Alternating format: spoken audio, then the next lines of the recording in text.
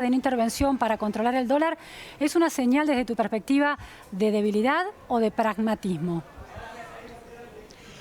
Mira, me parece que es muy claro que el gobierno está haciendo lo correcto, es decir, manteniendo las medidas básicas que nos van a permitir acabar con la inflación y no acabarla con un truco como fue la convertibilidad, sino acabarla atacando sus fuentes originales. Es decir, estamos yendo a déficit primario cero, estamos revirtiendo el déficit comercial, estamos en emisión cero, es decir, no, el Estado prácticamente no está ampliando la base monetaria, y estamos yendo a financiamiento cero del Tesoro del Banco Central al Tesoro, que es el truco oculto con el cual se sostuvo la economía kirchnerista con consecuencias inflacionarias. Eso, que es el núcleo duro y que permite atacar las causas estructurales, se está manteniendo a rajatabla. Al mismo tiempo, se toman medidas coyunturales. Es como en medicina, vos atacás la enfermedad principal, pero al mismo tiempo, si se necesita, le das un ibuprofeno para bajar la fiebre o aplicás alguna medida para atacar también los síntomas, ¿no? Ahora, y eso es lo que está haciendo el gobierno. Ahora, el gobierno fue cuestionado de alguna manera en relación al plan precios esenciales, por ejemplo, porque la idea de un congelamiento era una medida muy contraintuitiva para un gobierno que hablaba de libertad de mercado, y lo mismo se plantea en relación a esta intervención para controlar el dólar. El mercado debía dictar el valor del dólar.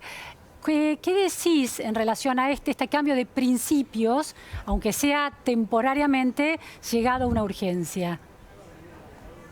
No, lo primero es que no hay ningún cambio de principio. La libertad de mercado es total. Lo que hubo es un acuerdo con algunos sectores de comercialización para mantener 64 productos alimenticios en una determinada banda que permitan atender la emergencia de algunos sectores a los cuales los alimentos que estaban teniendo una inflación superior al índice de inflación y superior a los salarios los estaba afectando directamente, pero confundir eso con un congelamiento general de precios es no entender. A ver, estamos hablando de 64 productos en el sector alimenticio.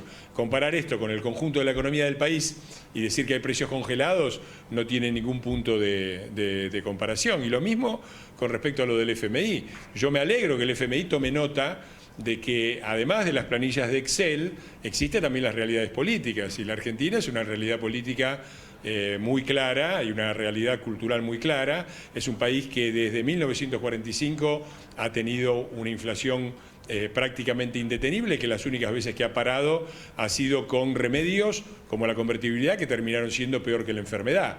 Entonces está bien que haya flotación. Vamos a un sistema de flotación libre. En el medio tenemos que enfrentar una turbulencia que tiene un clarísimo origen político y que es fácil de ver la correlación directa entre la difusión de ciertas encuestas que después podemos también analizar, esas encuestas malintencionadas o por lo menos distorsivas, y el movimiento del mercado. Es decir, la Argentina es un país que tiene una política particular, una cultura particular. Eso no se cambia de un día para el otro. Estamos entrando claramente en un escenario electoral y, por supuesto, eso necesita, al mismo tiempo que se mantiene el mismo objetivo de siempre, algún tipo de medidas que nos permitan llegar a ese escenario. Ahora, Fernando, esta medida se conoce hoy lunes, y el viernes, tal como describía Claudio Jacqueline, en algún momento el dólar empieza a bajar, llega a 45, otra subida y cierra casi cerca de 47 pesos. Ahí hubo mucha gente que ganó mucha plata, y a lo largo de la semana pasada hubo mucha gente que ganó, y el ciudadano común, que va siempre detrás de la noticia, no tiene el inside information que puede tener el mercado, está perdiendo. El gobierno no pensó que dar a conocer recién estas medidas hoy lunes hizo que mucha gente común por ahí moviera sus ahorros con poca información el viernes y se pasara al dólar a un precio muy alto y hoy está en un precio muy bajo. Al ahorrista común de la clase media, digo, ¿no? Un sector que muchos analistas dicen que ha sido muy descuidado por Cambiemos. Mira, a mí lo que me parece es que cuando vos analizás con la suficiente distancia temporal, o sea, cuando salís de la hora, día a día, hora a hora, y mirás un poco el panorama, en este mes que según los medios o según lo que se ha difundido parece ser un mes de enorme incertidumbre y volatilidad cambiaria, más o menos el cambio que ha tenido el dólar ha sido básicamente el que ha tenido la inflación, que es lo que corresponde para no tener tampoco atraso cambiario. Así que las maniobras especulativas son responsabilidad de quien se sube a una maniobra especulativa. El gobierno tiene la responsabilidad muy clara de conducir la economía y de, por supuesto, tratar de lograr la mayor estabilidad, pero me parece que hay una hipersensibilidad en la sociedad argentina, bastante cabalgada por algunos medios y por algunos sectores políticos con objetivos que son evidentes, de hacer creer que cada vez que se mueve el dólar para arriba se acaba el mundo. La realidad es que vienen augurando, diciendo que viene el corralito, el corralón, el corralote y no sé qué más desde hace 10 meses, nada de eso pasó. Nosotros nos hacemos cargo de los errores cometidos y de los inconvenientes y de la situación difícil y la inestabilidad que de alguna manera está pasando la economía, pero la verdad es que los muchachos esperaban un Rodrigazo, se esperaban una hiperinflación, anunciaron el 2001, anunciaron corralitos, corralones y todo eso, y nada de eso pasó. Y creo que eso también es una noticia que hay que tener. Así como aceptamos los errores y lo que se pueden haber cometido, también decimos que cada vez que un gobierno argentino se enfrentó a una combinación de una herencia desastrosa, un poder político exiguo y una situación internacional que desmejoró rápidamente, terminamos en grandes crisis económicas. Y no estamos en ese escenario, estamos en un escenario complicado que reconocemos, pero que de ninguna manera es el que muchas veces nos llevaron los que forman parte del partido, de los partidos que terminaron en situaciones mucho más críticas. Fernando, hubo elecciones en Santa Fe, Cambiemos salió tercero con un porcentaje muy menor comparativamente con quienes están liderando esas elecciones, José Corral, 18%, y el presidente Mauricio Macri había dado una muestra de apoyo importante. ¿Crees que este cuadro que vos describís económico, de crisis pero no de crisis terminal, en realidad tiene un correlato a la hora de las votaciones en las distintas provincias y puede tenerlo eventualmente en el escenario nacional? Bueno, sí, evidentemente sí, pero me parece que también en esto se exagera, se parte de un hecho cierto y se lo exagera innecesariamente. Yo justamente había pedido hace poco los números en las PASO 2015, es decir, en una situación como la actual, en la cual se va a una elección nacional, en el cual claramente aparecen dos grandes opciones y dos modelos de país, si querés decirlo así, encarnados por Cambiemos de un lado y por el kirchnerismo del otro. Digo, en el 2015, en las PASO, Cambiemos sacó el 20%. El 20,8%. ¿Hay un retroceso? Sí, hay un retroceso, pero no mayor, es un par de puntos. En las PASO nacionales, es decir, ¿estás en las PASOs de provinciales o nacionales? En las PASO del año 2015. ¿Pero para la elección nacional? Sí, para la provincial. Para la provincial. Y cuando vos tomás lo que pasó tanto en el 2015 como en el 2017, siempre pasó que de las PASO a las generales, Cambiemos creció en Santa Fe alrededor de 10 puntos y muchos más en el país. Así que yo creo que hay que estar un poco más tranquilos, falta mucho para las elecciones, serán los ciudadanos los que decidirán si queremos avanzar en el camino en el que venimos, que es un camino difícil, pero que no es ni más ni menos que lo que han hecho los países que han logrado salir de escenarios como estos, marcados por el populismo, por el atraso, por las devaluaciones sistemáticas, por los default, o si queremos volver a lo que nos trajo hasta acá, y que nos trajo hasta acá en 12 años, y en 12 años de condiciones internacionales que ya no existen y que no se van a repetir. Me parece que esa elección se va a decidir más adelante y que es correcto dejar que se expresen los ciudadanos. Ahora, Fernando, ¿qué garantías hay de que el Banco Central y los 60 millones de dólares que se tienen del Tesoro diariamente pueda frenar un dólar? Porque, digamos, este es el primer día de resultados de esta intervención, no sabemos cómo se va a comportar el dólar dólar de aquí en adelante, eventualmente si supera el techo de la banda de flotación, si el gobierno no se va a quedar sin, de alguna manera, ese arsenal con el que cuenta, si va a alcanzar eso para controlar el movimiento del dólar. Todavía no hay certeza sobre eso. ¿No es una lectura demasiado optimista la que planteás?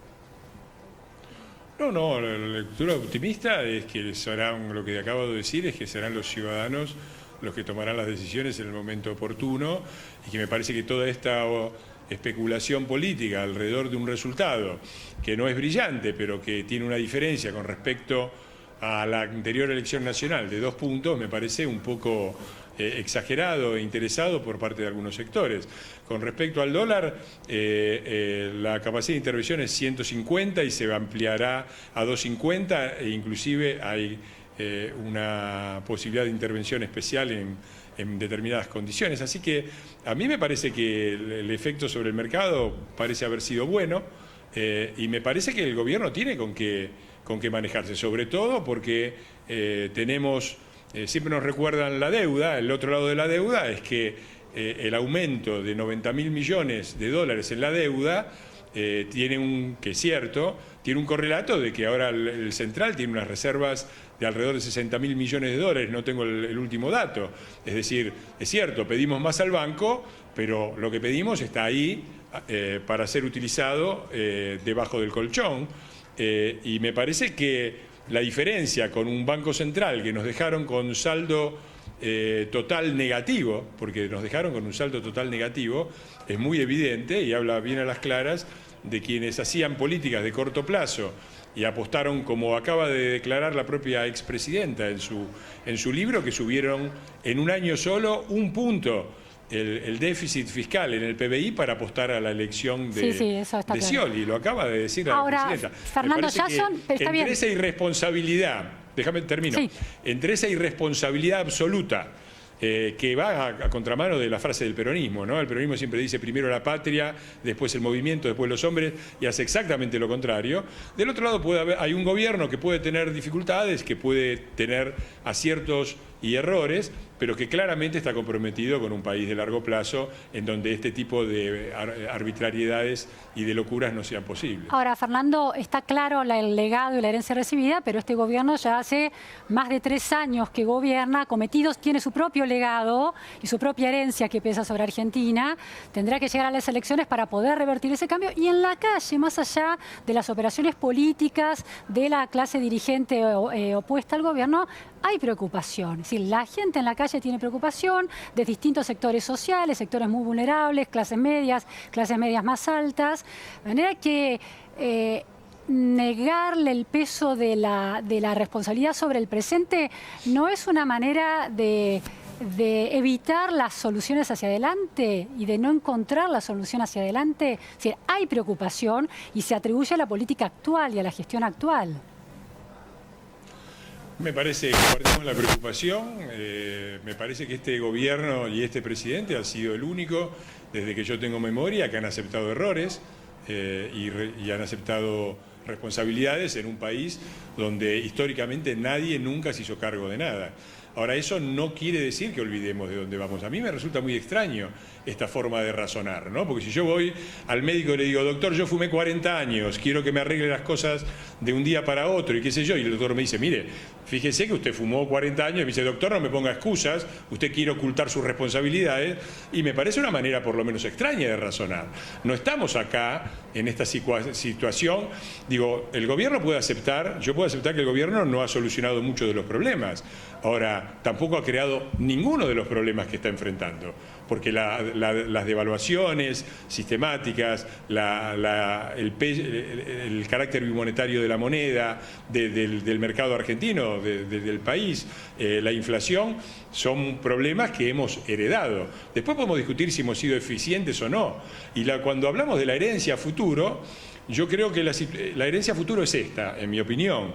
En el corto plazo tenemos una situación difícil, con una inflación alta que está afectando, el gobierno está tomando medidas desde el tema del sector alimenticio del que ya hablamos, hasta tener el gasto social más alto de la historia, hasta los diferentes refuerzos que se han dado de muchas maneras, como la tarifa social para la energía o parar con los ajustes tarifarios hasta fin de año. Eso es en lo inmediato.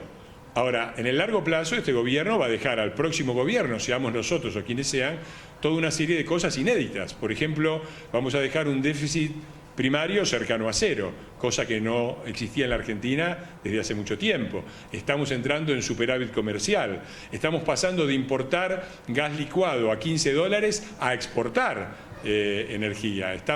Hemos atacado decisivamente causas fundamentales de la situación terrible de la Argentina, como ha sido el narcotráfico, el crimen organizado. Hemos sentado las bases para que se acabe la impunidad de la política y de los empresarios corruptos ligados a la política. Hemos reinsertado el país en el mundo después de tener como aliados a Irán, a Venezuela. Me parece que el próximo gobierno, lejos de enfrentar una herencia desastrosa, va a recibir una situación económica que puede ser delicada, pero que tiene todos los elementos de corrección para que la Argentina crezca y crezca en el largo plazo, sobre todo acabar con los grandes déficits. Pero, Fernando, y va a tener, por ejemplo, una infraestructura que no se hacía desde hace 20 años. Eso también hay que ponerlo en la cuenta. Falta poner en esa cuenta el 34% de pobreza, con los puntos que ha crecido en estos 2 años últimos.